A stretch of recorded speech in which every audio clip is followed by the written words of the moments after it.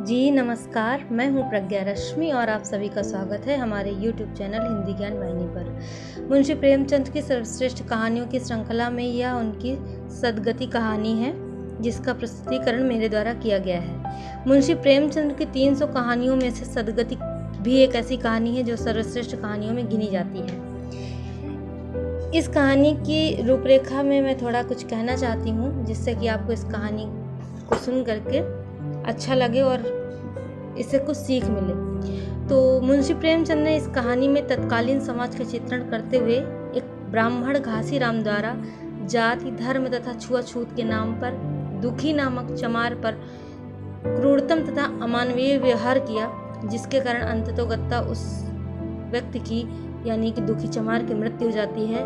और एक ऐसा भी समय होता है कि जब उसकी लाश को कोई उठाने वाला नहीं होता और जो है बाद में पंडित जी खुद ही उसको पैर में रस्सी बांधकर उसको छोड़ करके आते हैं घसीट करके, और बाद में उसकी लाश को चील कौवे नोच नोच कर खाते हैं। तो यह उसकी निष्ठा और सेवा का यही परिणाम मिलता है। इस कहानी में यही बताया गया है। तो आइए सुनते हैं कहानी सदगति।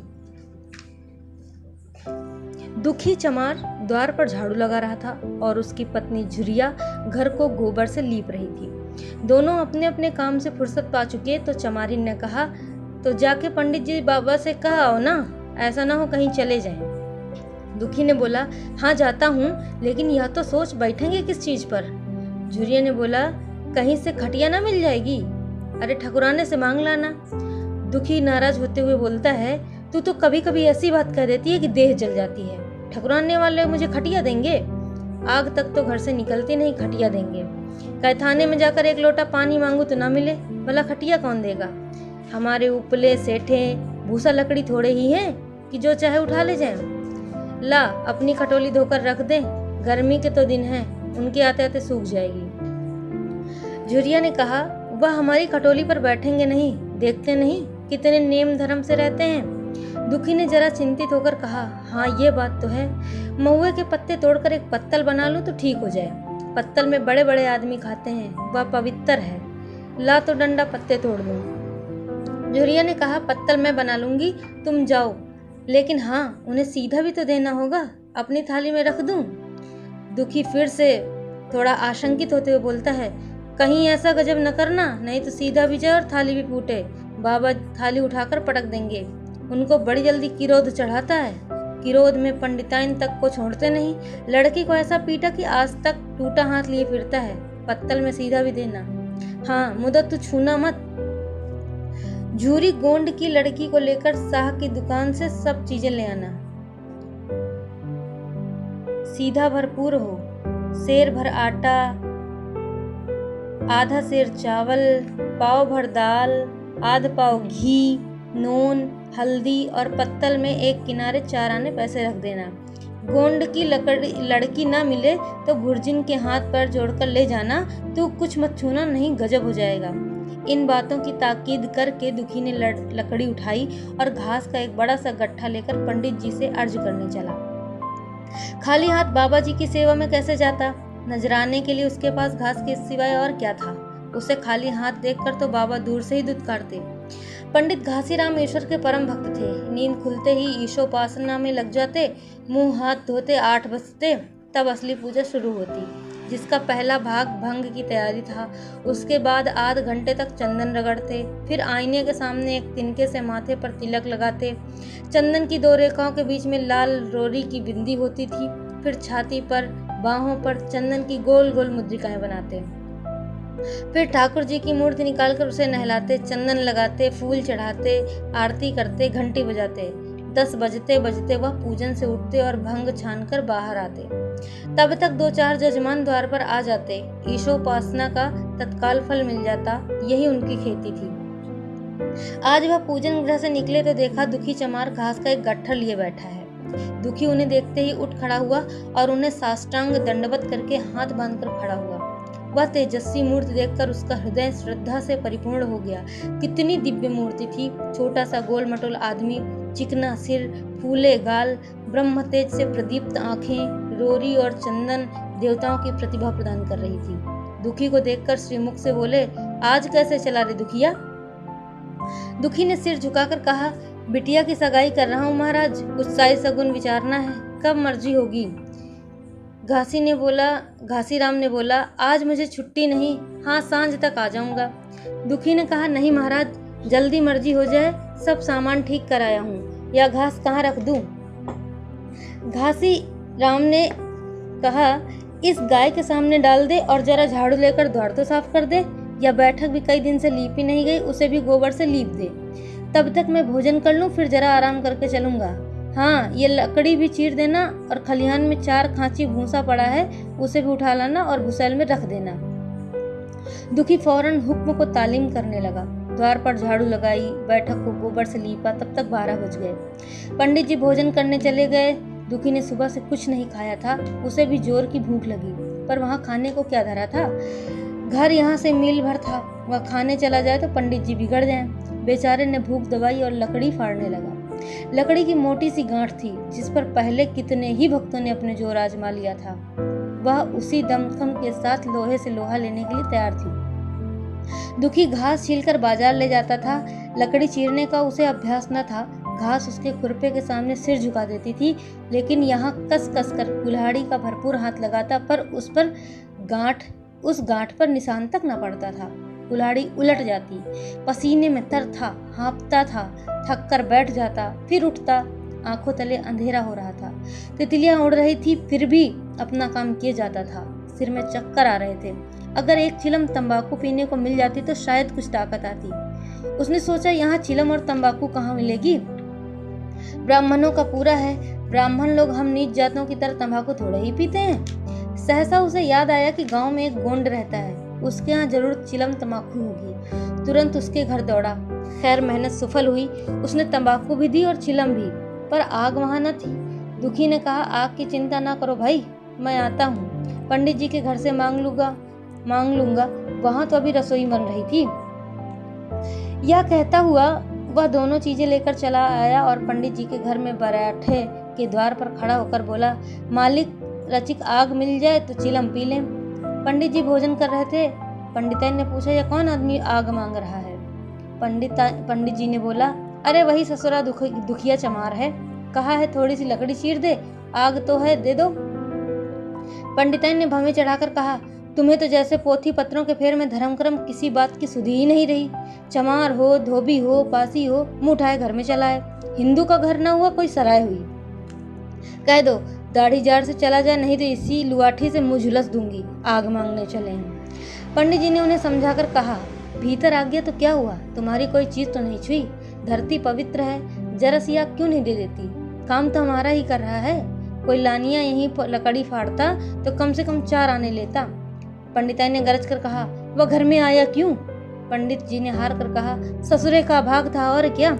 पंडिताई ने कहा, अच्छा इस बखत तो आग दिए देती हूँ, लेकिन फिर जो इस तरह कोई घर में आएगा तो उसका मुंह ही जला दूंगी। दुखी के कानों में इन बातों की भनक पड़ रही थी। पछता रहा था, नाहक आया। सच तो कहती है, पंडिताइन के घर में चमार कैसे चला है। बड़े पवित्र होते हैं ये लोग, तभी तो संसार पूछता है, तभी तो इतना मान है। पर चमार थोड़े ही हैं। इसी गांव में बूढ़ा हो गया, मगर मुझे इतनी अकल भी ना आई। इसलिए जब पंडिताइन आग लेकर निकली तो मानो वह स्वर्ग का वरदान पा गया। दोनों हाथ जोड़कर जमीन पर माथा टेकता हुआ बोला, पंडिताइन माता, मुझसे बड़ी भूल हुई कि घर में चला आया। चमार की अकल ही तो ठहरी, इतने मूर्ख न होते तो लात क्यों खाते। पंडिताइन चिमटे से पकड़कर आग लाई थी।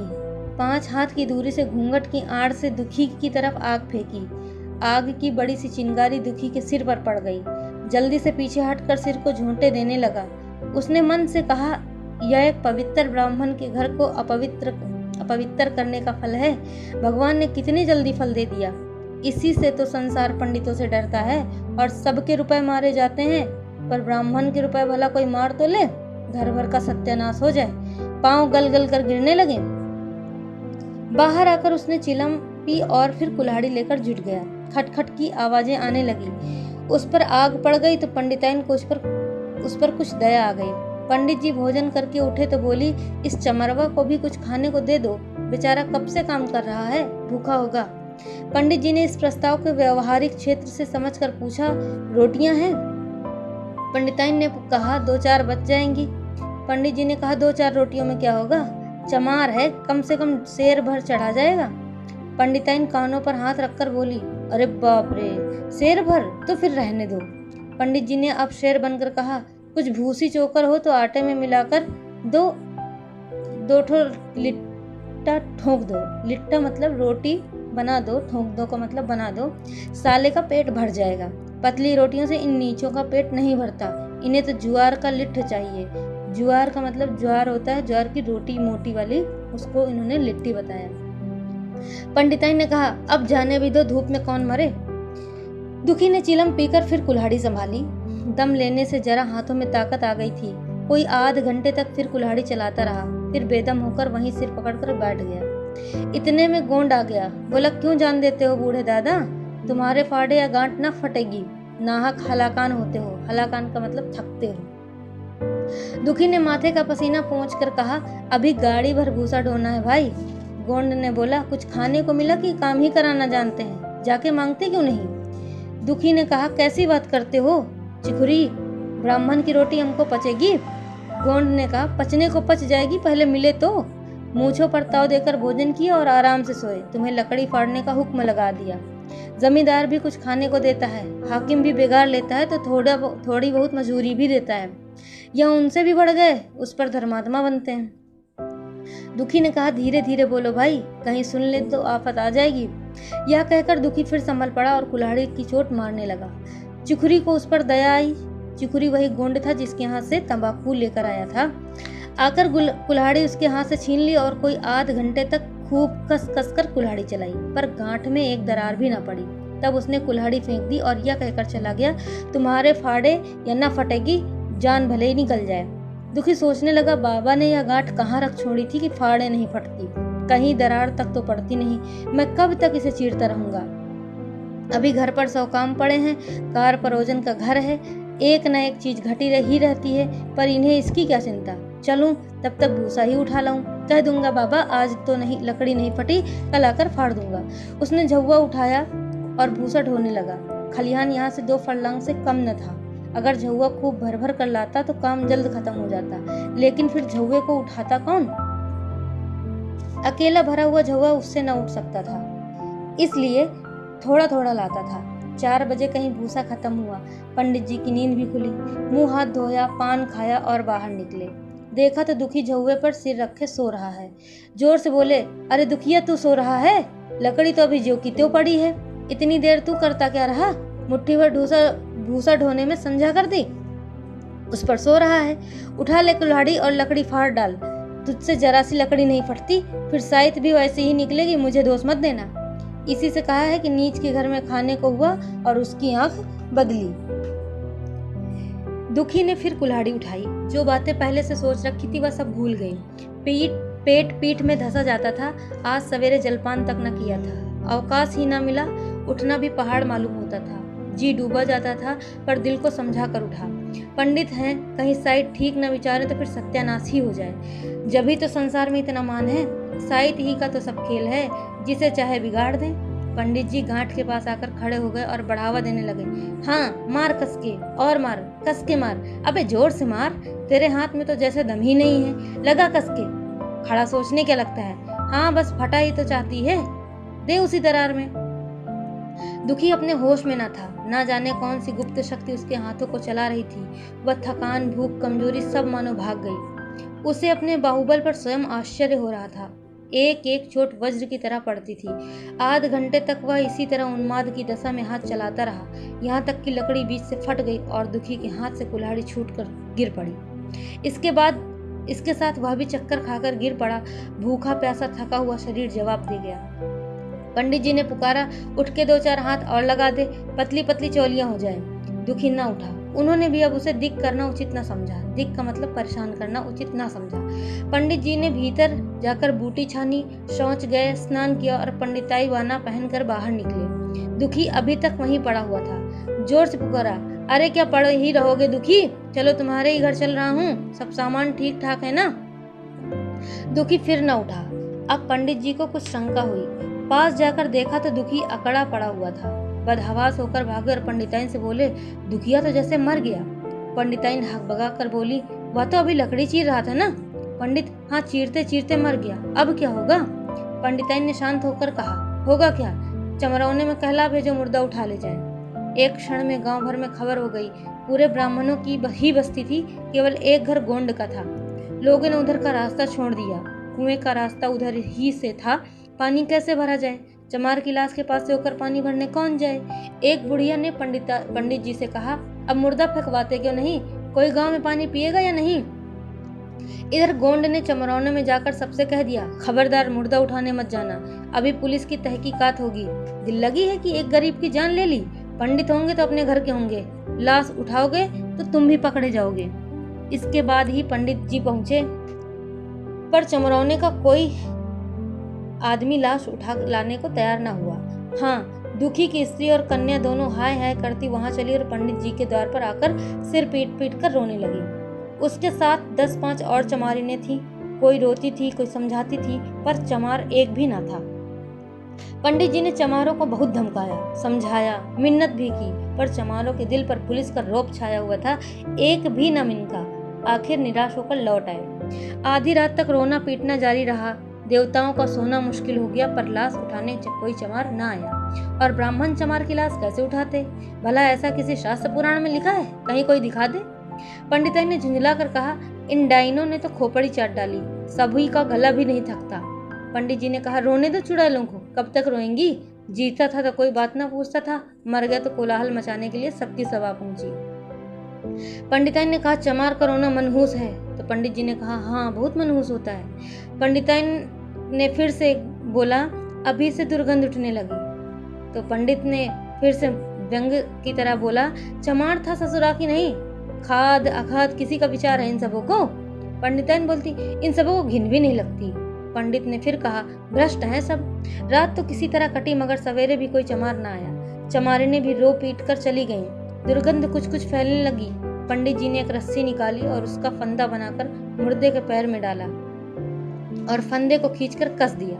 अभी कुछ कुछ धुंधला था। पंडित जी ने रस्सी पकड़कर लाश को घसीटना शुरू किया और गांव के बाहर घसीट ले गए। वहां से आकर तुरंत स्नान किया, दुर्गा पाठ पढ़ा और घर में गंगा जल छिड़का। उधर दुखी की लाश को खेत में गीदड़ और गिद्ध, कुत्ते और कौवे नोच रहे थे। यही जीवन पर्यंत की भक्ति, सेवा और निष्ठा का पुरस्कार था।